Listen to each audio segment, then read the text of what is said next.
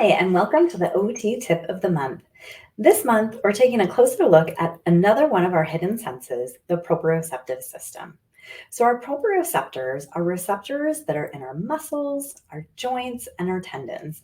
And anytime we activate those areas of the body, whether it's pushing, pulling, squeezing, those receptors give information up to the brain to help tell us where our body is in space and understand what movements we're making. So, our proprioceptive system is key in helping us to have and create a body map for ourselves so that we know where our body is in relation to other objects and people. Our proprioceptive system is also key in helping to grade how much muscle force we use when we're doing a task. So, if I'm picking up a feather, as opposed to a bowling ball, I'm going to recruit a different amount of muscle force, and that's our proprioceptive system at work.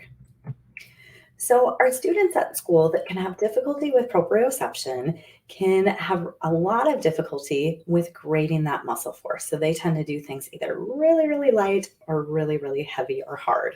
So, for example, with writing, these are students that might write really, really light and we can barely see their writing, or the opposite, where they're pressing so hard their hand is getting really tired or the paper is ripping, or they're using an eraser and they're erasing so hard that the paper rips.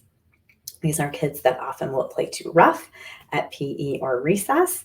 They'll shut a door, and instead of doing it really gently, it's a slam, and it's not intentional or purposeful. It's that they're not getting that accurate information to help them to know what's the right amount of muscle force that they should be using to accomplish that task.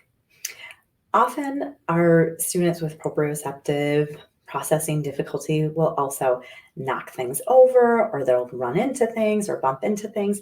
Again, if they don't have a good body map of here I am in space, it's going to be hard to be able to differentiate and know where am I in compared to this object and move around in a smooth and efficient way.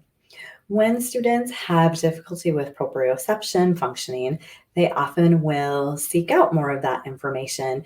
And we'll see that with chewing because our proprioceptors in our jaw are really powerful. So, chewing on objects, again, getting more stimulation to that proprioceptive system to say, here's my body, here's where I am in space. These are also kids that will kind of slap their feet or kind of stomp really hard. Again, they're trying to get more information to their body to know where they are in space. Now, I want to point out that proprioceptive information can be really calming and organizing to our nervous system. So, not necessarily thinking of those kids that have any behavior regulation difficulties, we can use proprioceptive activities to really help calm down their nervous systems. And these are the strategies I want to focus on for today. So, any type of heavy work, any type of muscle work is going to activate our proprioceptive system. We've talked about some of these things before. You can think of classroom jobs like wiping off the table and stacking chairs. Those use our muscles and our joints. Those can be really calming and organizing.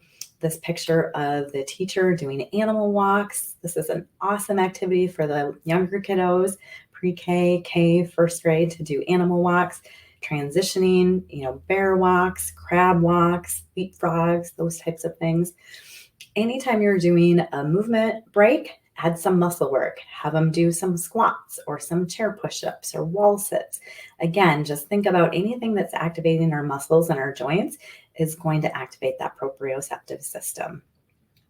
Weighted objects like weighted lap pads or weighted blankets, those weighted objects are doing is providing more information to our proprioceptive system. Weighted blankets have become more mainstream. I saw at Target you can buy them, which is a big change in recent years that more of the public is recognizing the benefits of weighted objects. It's important to remember with anything that's weighted, you want to do it intermittently. So you want to do 20 or 30 minutes on and at least that amount of time off. And the reason for that is so that the body doesn't habituate or get used to that sensation, because it's not going to register as helpful if they're using it endlessly for several hours.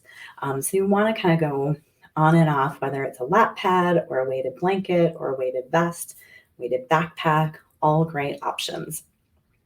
Vibration is another way to activate our proprioceptive system. We've had a lot of success with using vibrating seat cushions.